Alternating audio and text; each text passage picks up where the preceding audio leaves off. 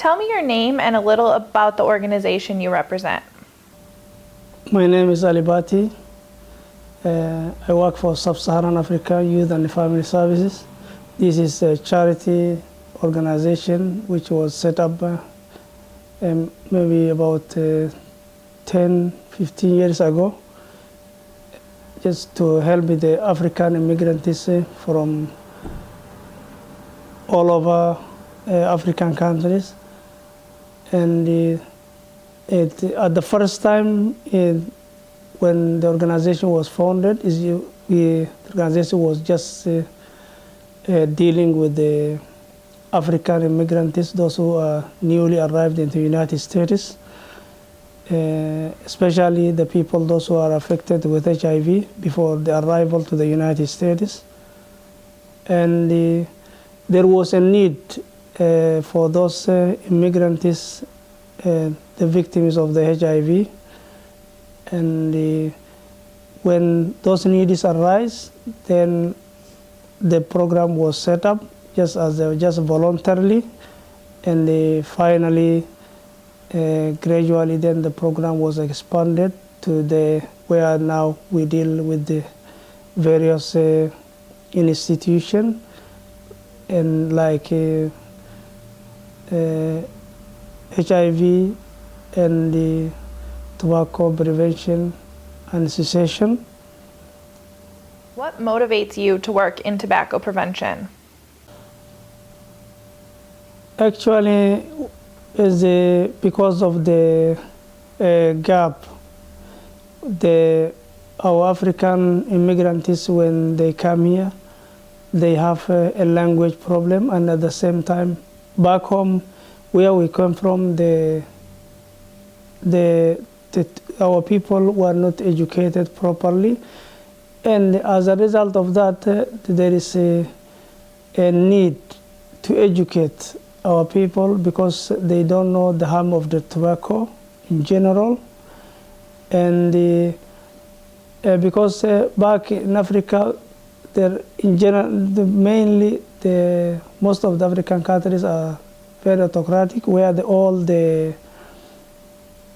everything is now run by the government, and at the same time, people were not freely talk about even if there is the people, those who have maybe realized that the tobacco is harmful, but at the same time, because of the situation, the hardship of the government, they cannot talk freely. And here, when we came here, as I said earlier, because of the language problem, and there is a gap where maybe our people, they have to be educated, and at the same time, there must be an awareness of the creation in regard of the harm of the tobacco. That's why we... What kinds of problems with menthol do you see in your community? Yeah, there is a main problem with menthol. One thing, as I said, our people,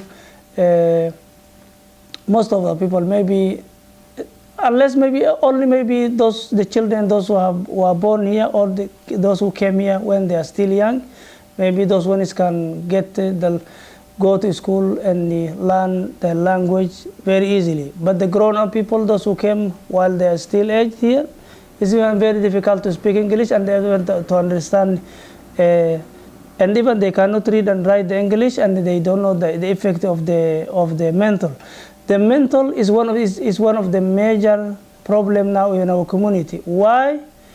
This menthol is more attractive especially to the youth, because is more tastier than the other cigarette or tobacco. That's why is attracting the youths, and the youths are now getting main problem. And at the same time, it will also maybe impact in terms of when somebody wanted to quit, is much harder than maybe someone who's smoking than the normal tobacco, because it's more addictive, and as a result of that, even it's harder to quit at the end of the day. What are you doing in your community to educate people about menthol tobacco? We educate the youths, in particular the youths of different, maybe the high school students and the youths at the various community centers, in order to prevent them from getting exposed to tobacco, both, and at the same time we also train the imams and give them education so that the imams of various mosques, sometimes we conduct a kind of workshop where we brought together the imams from different mosques in both Minneapolis and St. Paul, and we give them education so that they can maybe pass the message to their followers at the end of the day, to their respective communities. And we have achieved and maybe bringing this different imams. One thing, we have now developed a kind of a partnership between the imams so that they can discuss the problems the communities are now facing in terms of tobacco in general, and the other aspects of maybe economical aspect, because the tobacco is not only harmful for the health, but at the same time it's also a problem to the maybe economically to the household of the family members.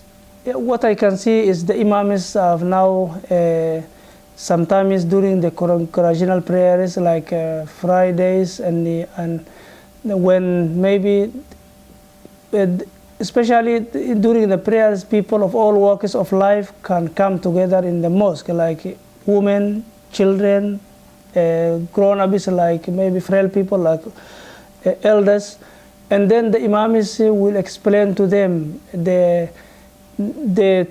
effect of the tobacco in terms of health and as well as economical aspects. In the language the people can understand, rather than maybe being talked to by the agencies. And when the imams talk to these people, the people will take the message maybe than the other people talk to them direct. And the result, there was sometimes there was and where there is a program in various places, we sometimes met people. When we talk about the tobacco, they always say we met communities, those who have benefited from the imams, where they said that we have heard how tobaccos are dangerous for the health and how tobaccos can cause cancer. So now in the community, when through getting this education from the imams, especially the women, are now getting more information than it was in the past.